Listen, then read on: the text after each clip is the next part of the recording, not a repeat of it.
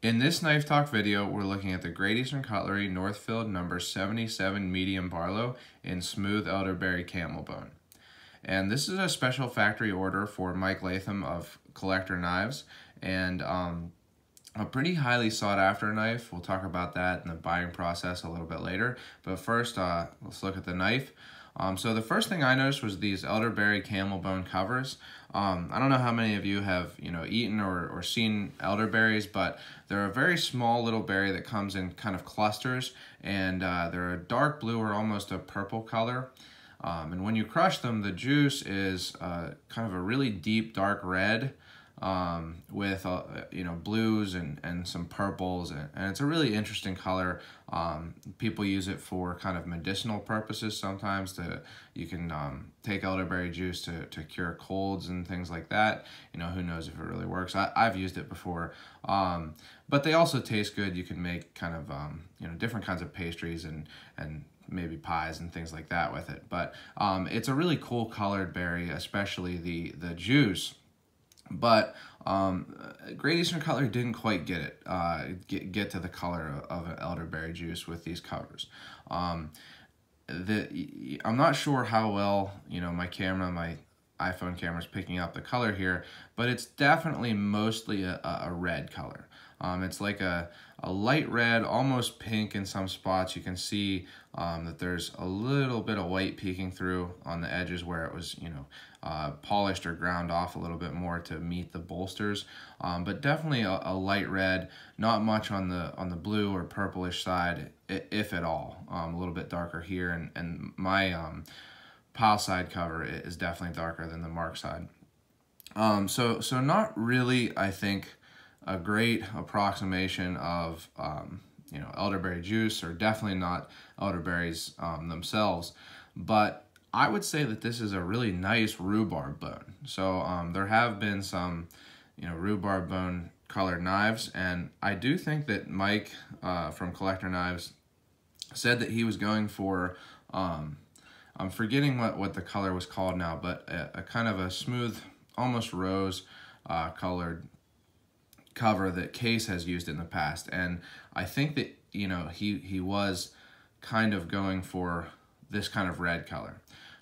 So I don't know if Great Eastern Cutlery got the color that Mike Latham of CollectorKnives was hoping for, and maybe I'm just picturing elderberry juice or elderberries differently. But either way, like I say, it's a nice rhubarb color, and it is a nice looking knife. The covers are nice looking. I specifically asked in the notes for one with without too much white, and with darker handles or covers. And I don't know how much Mike Latham can pick out the knives. There's a lot of them, and I'm sure everybody asks for specific things and everything. But I'm pretty happy with it here. I knew from seeing pictures on Great Eastern Cutlery's website that it was not going to be the bluish purplish that I was thinking elderberries are colored. But there's not too much white in the covers that I got here. You can see just a little bit up here and around the edges. But overall, a nice kind of light red, a little bit deeper red on the pile side, like I said. And good looking covers. I think very traditional looking. Like I say, they do look like whatever the name of that old Case bone color was. So although they didn't get what I was picturing as elderberry camel bone, it's a good looking bone. And kind of talk about the whole sight unseen thing, buying without knowing exactly what the knife looks like when I talk about the buying process later. But moving on to kind of the Barlow-ness of this knife. It has the long bolster, which generally a Barlow is a Barlow if the bolster is 1/3 or more of the length of the handle. And the Northfield Medium Barlow is a very classic Barlow pattern. You can see that it has the NF or Northfield stamp on both sides, which Barlows don't always have them on both sides. So that's something some do, some don't. But I think it looks good. The stamp is well done and everything. No gaps, pretty much impeccable construction. You can barely see the the kind of separation between the liner in the middle and the liners on the side. So really well built. The walk and talk on the main blade here, really nice. Snaps open really well.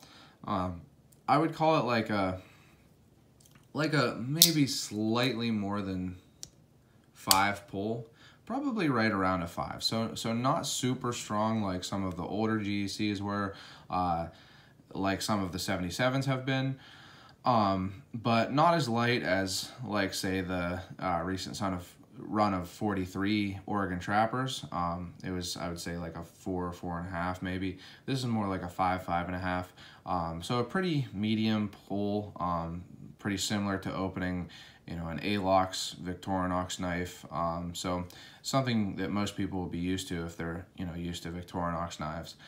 You can see that the long pull is a match strike long pull, meaning that there's those ridges there. I've actually never tried to use a match strike. I've had a few knives with that kind of, pull, but I've never tried to use it to actually strike a match. I don't know if like it really works or not. I guess it probably could with a strike anywhere match, but I've never really had the need to do that. But the clip point blade shape here is really nice. It was updated, so the first runs of 77 Barlows had a different shaped clip point. And I don't think there's anything wrong with it, but I do think that this is a nicer looking clip point, and very classic looking. Now when they update, or when I guess Great Eastern Cutlery or Mike Latham updated this clip point shape, they did it in a way that on the single bladed clip points it was pinchable, so you didn't have to use the long pull to open the knife. That's not true. You can't pinch this knife because the secondary sits relatively high and it's in the way, so you have to use the long pull to open this knife, but it's not too difficult. I have, it's actually at GEC right now, to have the covers fixed because it developed 2 cracks from each side of the shield, but I have a 56 Bird Dog and Mardi Gras acrylic, and they have the match strike pull, and for whatever reason, I don't know if they just ground the pull thinner or what, but they were, more difficult to get a purchase on with your thumb in that match strike pull, and I don't think that that's the case on these. It seems like they're ground, normally nice and high wall there to get some purchase with your thumbnail. So no problem opening or anything like that with the match strike long pull, although it can't be pinched, which I really do like a knife to be able to be pinchable, but with a 2-blade it's not always the case, especially a jackknife where both blades come from the same end of the handle. But moving on, and again you can see it has really nice snap, open and closed with that main blade. Moving on to the secondary blade here, which the nail nick is, it's a crescent nail nick on the pile side. It is a really long, slender sheep foot blade, so almost a coping blade, but there is some, roundedness up there. So a coping blade is just straight. There's no roundedness at the tang or the transition from this kind of edge to the spine of the blade. This does have some rounding, so I would call it a sheep foot blade, but it's a really long, kind of slender sheep foot blade. And I like this blade combination a lot. I think that it would be, for the people who do carry and use this knife, which, I probably will carry it, especially, if I decide to keep it around. I don't really love to have knives just as collector pieces that I don't carry ever or use. So as a using knife, I think that this blade shape combination is really utilitarian, because you have, a nice pointy tip on the clip point, good belly on that, and then you have a nice long straight edge, which is good for opening packages, cutting tape, even cutting cardboard and things like that. And because it's not a very tall blade, it'll be easy to kind of manipulate while you're cutting if you need to like move it as you're cutting the cardboard or anything like that. So a really I think nice blade combination. I'm glad that Mike Latham, I assume he made this decision. I don't know if it was him or GEC, but I'm glad that he went with a sheep foot secondary rather than a pen. I don't have anything wrong that I don't like about pen knives, but I think that a straight edge like this is nice to have as a secondary. Now, the secondary here has good walk and talk. I would say that it's maybe more like a 4 on the pull, but good snap. Now, it doesn't have like the talk aspect of you know, walk and talk. It does snap closed and everything. It's not lazy or anything like that. You can see that it, you know, snaps closed. It's not going to stay open or anything. But the reason I think that it has kind of less of that nice sound that, you know, people like if they like traditional knives is because of the kind of kick that it has here.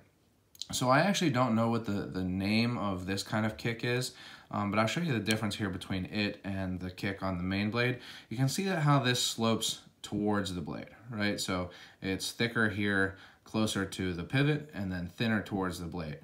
Now compare that to the kick on the main blade. You can see that it's thinner towards the pivot and thicker towards the blade.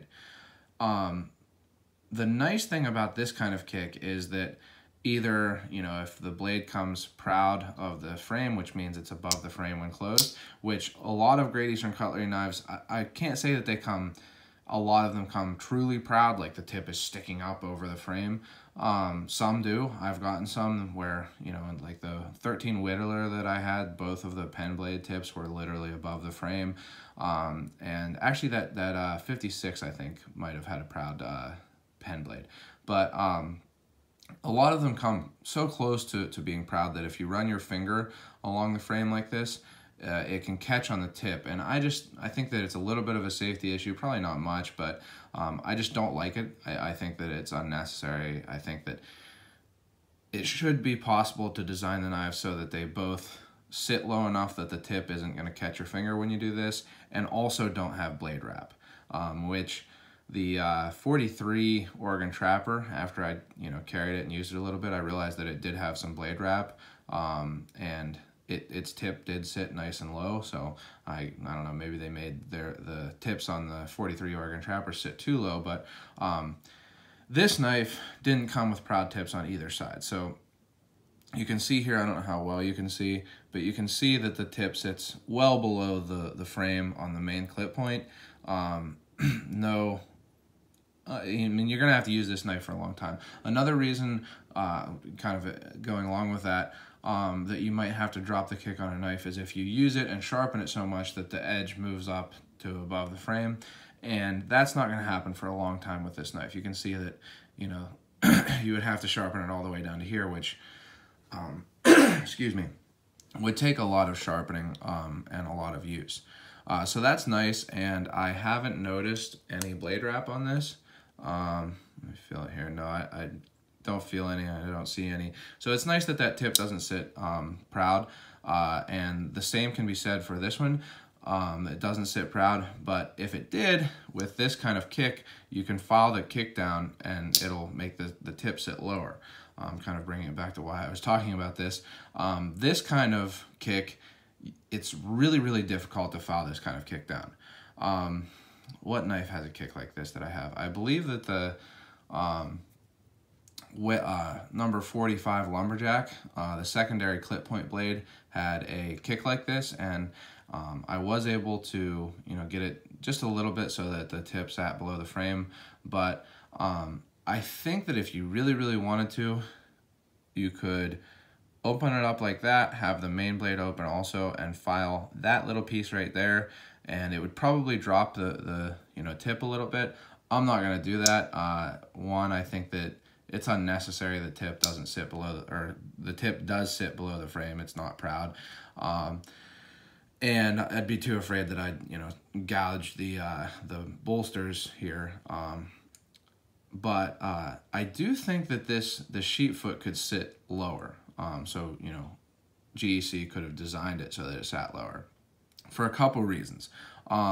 One, the tip does sit below the frame, but it doesn't sit super far below the frame. Now, I think a lot of people who have this knife are really not going to use it at all. And I think that of the people who do use it, they're not going to use it enough and sharpen it, you know, with a diamond stone or you know, belts or anything like that, enough that the tip is going to come up above the frame very quickly. And even myself, you know, if I carry and use this knife, I'll mostly just sharpen it on ceramic, and that tip will not come above that from use and sharpening for a long, long time. But the other reason that I think that this could have been designed so that the sheep foot sat lower is that it would make it, one, more comfortable when you're using the main blade. Now it doesn't sit super high, but it does sit high enough that you can feel it when you're closing your hand around the knife. So if it sat a little lower, you know, you might not feel it as much when you're grabbing it. Now you saw that it's really, really easy to kind of push this down. So I also, one thing, if you're really using this knife, which again, not sure how many people are going to be really using this knife hard, but if you were really kind of bearing down, squeezing with your grip is going to push that spring back. You can see it starts to push that spring back, and the blade goes a little further down in the handle. Now there's lots of space. I don't think that the edge is going to hit or anything like that, but you know, it will depress. And then the other reason why I think it could have been designed so that it sat a little bit lower is it might, and I'm not sure of this, you know, it's hard to tell because I'm not going to file the kick, but it might have made it possible to pinch this clip point open. Again, I'm not sure of that, but you know, I think that it could sit a little bit lower. Now, maybe they designed it to sit high so that when you know, kind of bear down on it, it has room to kind of get pushed down without hitting the spring. I don't know, but that's possible also. But kind of, I talked about the kick and that a lot because that's something that I'm kind of sensitive about with traditional knives, is I don't like the tips to be proud or close to proud. And I also don't think that, you know, the blades need to sit high if they don't have to, which you can see that, you know, to still have access to this nail nick, it can be quite a bit lower. But it's not a big deal. Definitely doesn't make the knife, you know, any less useful, any less easy to carry, or any less good looking as a collector knife. Kind of, again, like I said, great construction, good walk and talk, and I think that kick, like I was saying there, also makes it not have as much of the sound like that blade has. It's a little bit lighter, and I think that that's also one of the symptoms of that kind of kick. But kind of moving on to what I was kind of touched on before is the buying process. These are, you know, pretty sought after. Really, any of the Great Eastern Cutlery Barlows are pretty sought after. Like there's one of Charlie Campagna's special factory orders coming up, the TC or Titty Ute Cutlery Barlows with modified spear point. And I think that probably all of those are either reserved or, you know, you just get your name picked out of a hat from all the people who are interested in them. And that's kind of how Mike Latham went with these. So he uses an early reserve system on his website, CollectorKnives.net. And there's pros and cons to the early reserve system. I think it gives him and Great Eastern Cutlery a gauge of how many people are interested in a particular knife or pattern. On the other hand, like if you say that you're sure that you want one of the knives and don't buy it, you like can't say that you're sure that you want one of them again or something like that. I'm not sure because I haven't had that happen. But the other thing is, once the reserves close, your reservation, like you can say that you're sure that you're going to get it, you want to be notified that when they become available, or you're not interested. And you know, if the reserve closes, which, you know, that you don't get notice or anything, then you're set at the level that you said. So if you were unsure, then you're reserved sure. You know, like I say, if you don't buy one, then I guess you're not allowed to say you're sure anymore, or maybe you have to contact him and tell him why you decided not to buy it or something. Again, like I say, I'm not sure, I haven't done that, but it can kind of get you stuck where you put yourself with the notification, either that you're sure you want one, or that you want to be notified, or that you don't want one. So there's pros and cons of the early reserve system.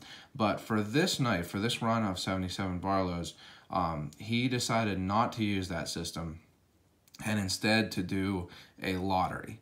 So for each cover material, you could enter your email, and basically it was just a random draw, and whoever were drawn were able to reserve. Like that you were given a sure reserve for, you know, the cover material. And there was some kind of wood, I think it might have been ironwood.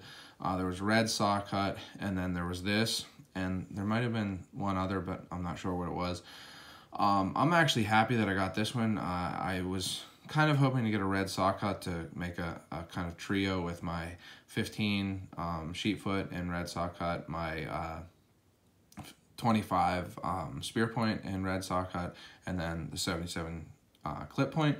But you know, I grew up, my grandparents had an elderberry bush next to their barn, and I always liked to kind of use the juice as paint, or, you know, eat them or whatever. So I was happy to get the elderberry reserve. But like I say, basically it was a random draw for each of the different cover materials, and you know, if you got it, you were lucky, and if you didn't, then you're unlucky. And I think that, you know, Mike Latham of CollectorKnives really did try to make it as fair and as beneficial to the consumer, to his buyers, as he could.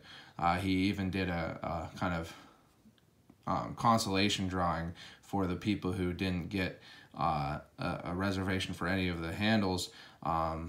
If you didn't get a reservation for any of them, you were able to do a consolation drawing for like a standby reserve.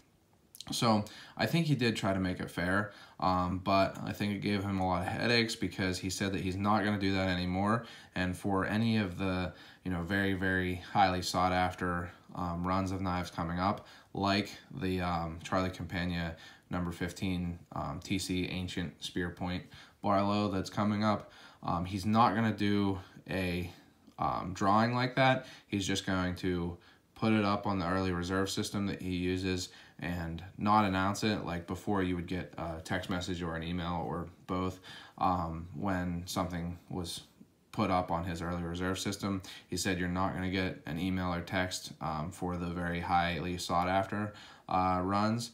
And you know, again, I don't think he's like doing anything wrong. I think that he's making it as fair as possible while being, you know, worth his while. But I think that there's so much demand for these knives that it can sometimes make it, sometimes it's fun to, you know, try to get these highly sought after knives and, you know, try to beat everybody on the drop and everything. And it's cool to get these, you know, knives that everybody wants and everything. But sometimes I think it goes too far and makes it a little bit less enjoyable, a little bit too much, you know, like people are stressing out about the fact that they didn't get a reservation on this knife and, you know, feeling slighted and stuff. And, you know, I think that that's a little bit much. But again, that's not his fault, not Mike Latham's fault, or not Great Eastern Cutlery's fault either. I think it's a good business model, and, you know, it all makes sense. I just think sometimes people get a little bit too worked up on it.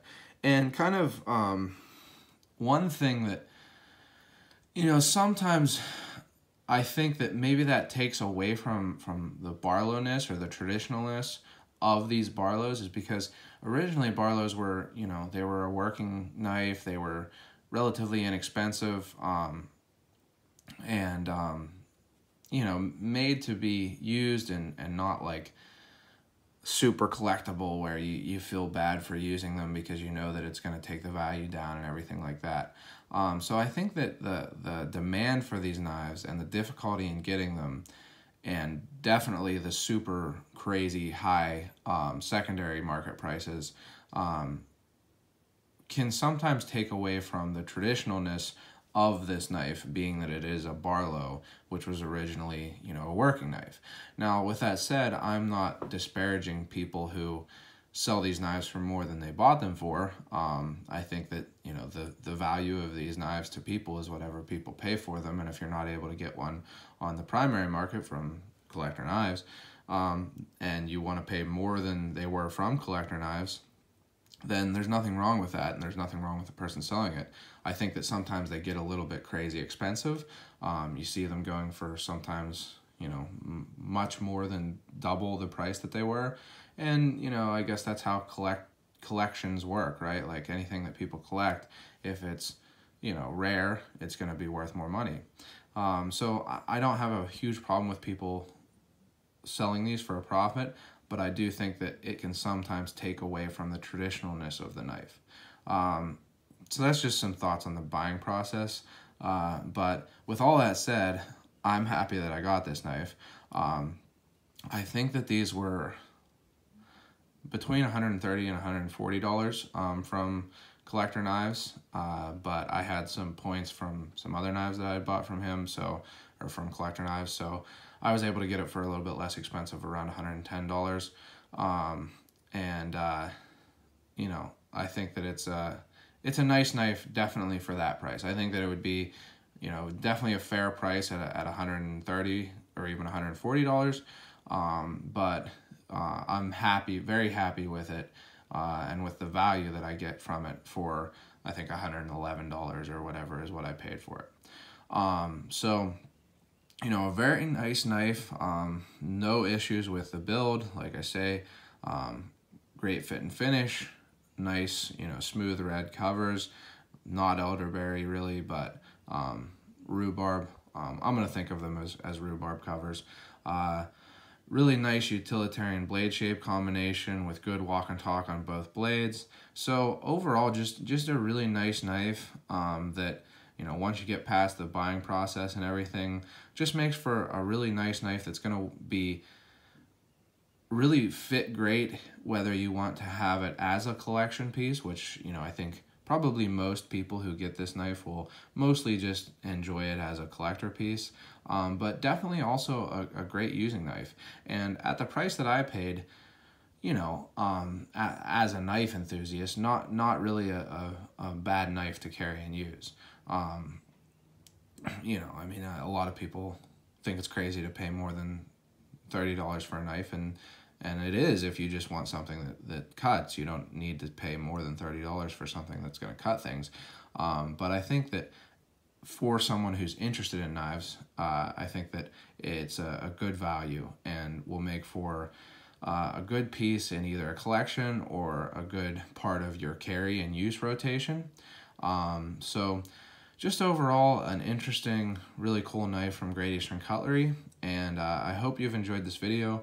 Got long, which, you know, I kind of expected that it would, but you know, there's a lot to talk about, especially with these kind of really sought after runs, like I've said a bunch of times.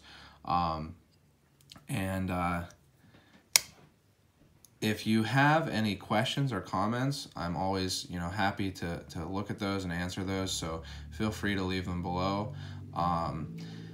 Go ahead and like the video if you've watched this far, because if you have watched this far, I guess you were interested. If you'd like to get notifications for all my other videos, which I have lots of 1-minute overviews of other Great Eastern Cutlery knives, some modern knives, some fixed blades, and I have other knife talk videos like this coming up. Make sure you subscribe so you get those notifications, and don't forget to go out and do good.